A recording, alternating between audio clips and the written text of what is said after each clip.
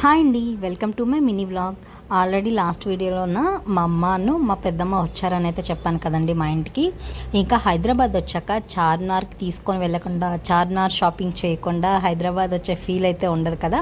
So అందుకని వాళ్ళకి చార్మినార్ అయితే తీసుకొని వెళ్తున్నాం అనమాట. ఈరోజు ఎండలు అయితే మామూలుగా లేవు, ఇక్కడ కూడా చాలా గట్టిగా ఉన్నాయి.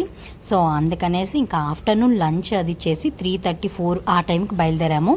అది కూడా ఇంటి నుండి డైరెక్ట్గా చార్మినార్ వరకు క్యాబ్ అయితే బుక్ చేసుకున్నాం అనమాట.